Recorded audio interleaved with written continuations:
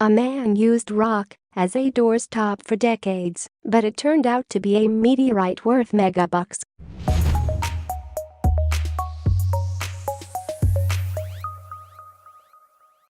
Hit the subscription button and ring the notification bell. This way you'll be the first to learn about the updates that appears on Inspiring Stories several times a day.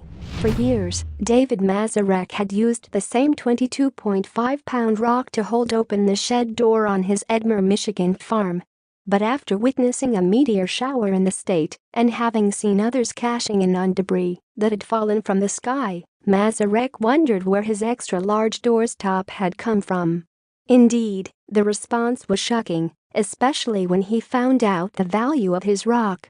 Mazurek bought his Edmore farm in 1988, and the property's owner gave him a tour around the land at the time.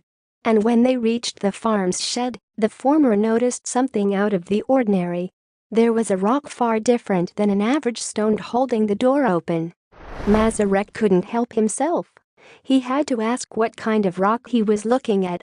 According to Central Michigan University News in 2018, the farmer responded without hesitation, "A meteorite." He knew the rock had come from space, he said, because he had watched it fall from the sky long ago. The farmer recalled the night it had happened in the 1930s.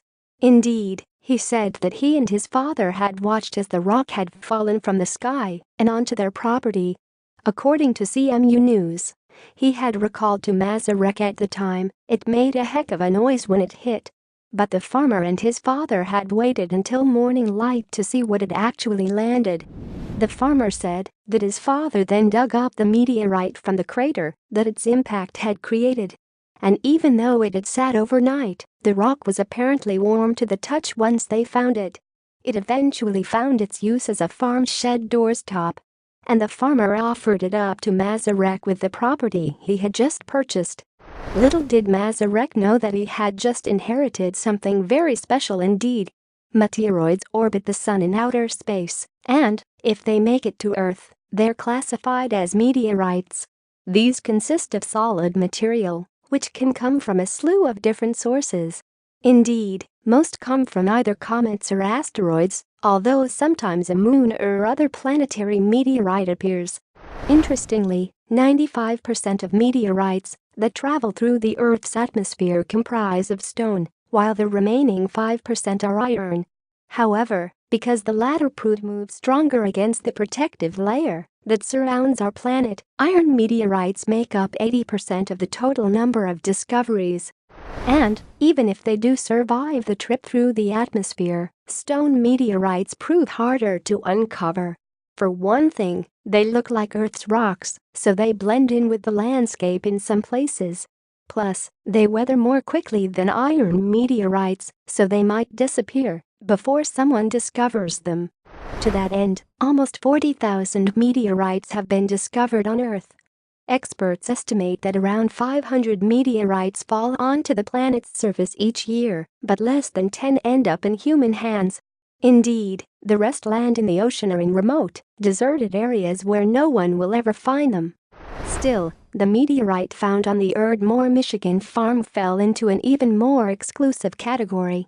That rock counted as a recovered fall, meaning that someone witnessed the meteorite dropping from the sky, then successfully found it afterward. Only 1,100 such cases exist, as far as experts know. Meanwhile, in order to make it there, the Michigan meteorite, like all others, had to pass through the Earth's atmosphere. And coming from space, these bits of rock have very low temperatures. They are actually so cold that, when they make their way through the atmospheric friction and light, they sometimes remain chilled at their core. But small meteorites are apparently not hot once they hit the ground. Indeed, NASA's Near-Earth Object Program Manager Donald Yeomans told the organization's website, "Small rocky meteorites found immediately after landing will not be hot to the touch. However, larger pieces might hold on to their heat." Marshall Space Flight Center's Bill Cook told NASA, "If we got hit by something large enough to leave a crater, the fragments might be very hot indeed." And that's precisely what had happened with the Edmore doorstop. Indeed, the farmer had found it in its crater in the morning, and the rock still felt warm. Regardless of whether a meteorite stays hot or feels cold once it reaches Earth, these rocks all have one thing in common: they're rare and therefore valuable. For instance, in April 2016, 83 different meteorites went on sale at Christie's, an auction house in London, England, and they came with a hefty price tag. Indeed, the haul included some of the most well-known meteorites to have fallen to Earth's surface. The Valera meteorite, for one, stood as the only rock known to have fallen from space, struck an animal and killed it. And the auction house expected it to rake in up to $9,000. But that value paled in comparison to another item up for grabs, the Brenna meteorite main mass. The rock weighed in at a whopping 1,433 pounds, and it had a unique shape based on the way it fell through the atmosphere. Indeed, rather than spinning its way down to Earth, the Brenna meteorite stayed in position until it hit the ground, leaving it in a U shape. And on top of its huge size and strange shape, the Brenna meteorite had a bit of sparkle to it too, thanks to olivine minerals on its surface. The stunning piece of space also had a huge price tag on it too. That's because Christie's expected it to bring in anywhere from $750,000 to a whopping $1.2 million. And yet, most people consider the Chelyabinsk meteorite to be the auction's most alluring offer. On February 15, 2013, it had entered the atmosphere as a 62-foot, 12,000-ton rock. But the Earth's outer layer started putting pressure on the meteorite to the point where it exploded. Although the Chelyabinsk meteorite still hovered some 19 miles over the Russian city of the same name, its explosion caused serious damage. Across 6 cities, the blast damaged more than 7,000 buildings and burst the windows in 100,000 abodes.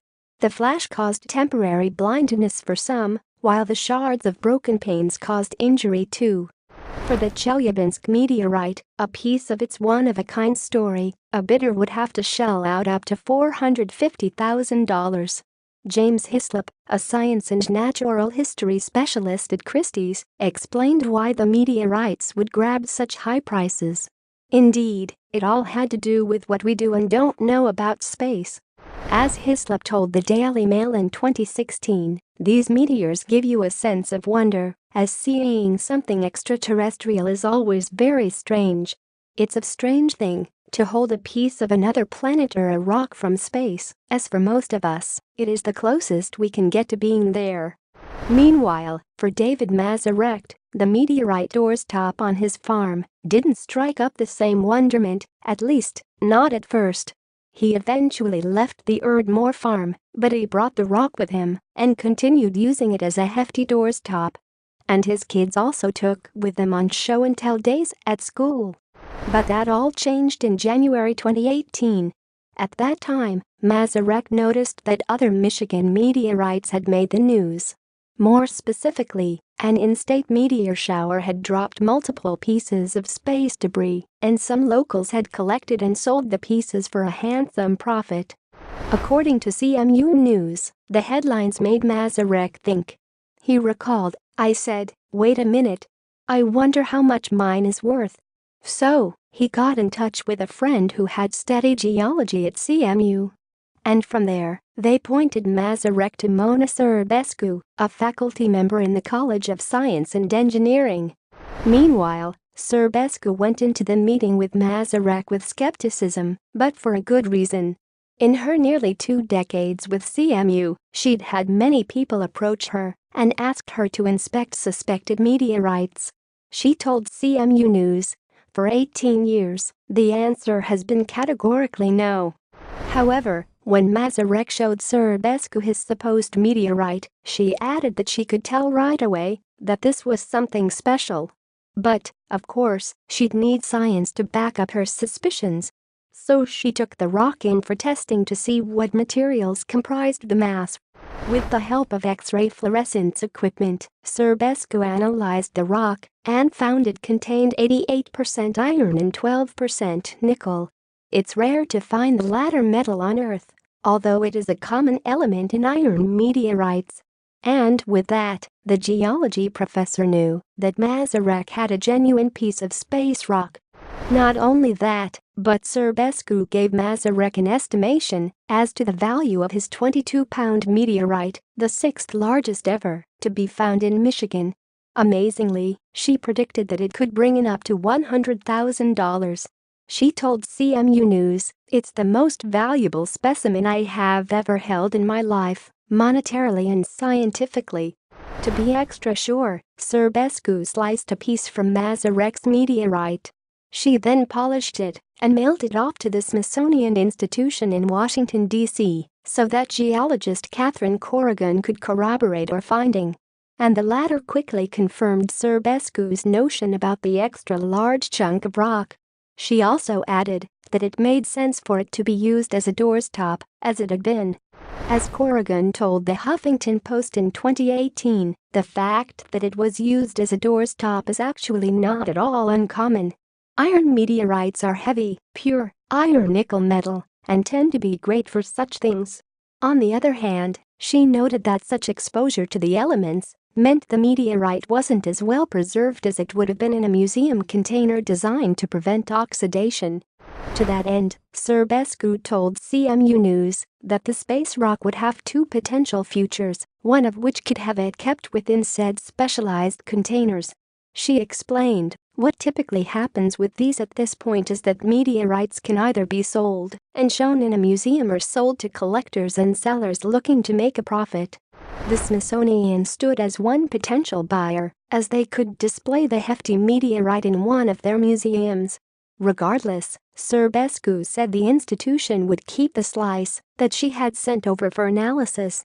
They also promised to continue referring to the rock as the Edmore meteorite. Perhaps the Smithsonian's desire to purchase depended on the results of their further analysis. Indeed, it turned out that they too had cut off a piece of their slice and sent it to University of California, Los Angeles. Professor Emeritus John Watson, considered to be the guru of iron meteorites, according to CMU News.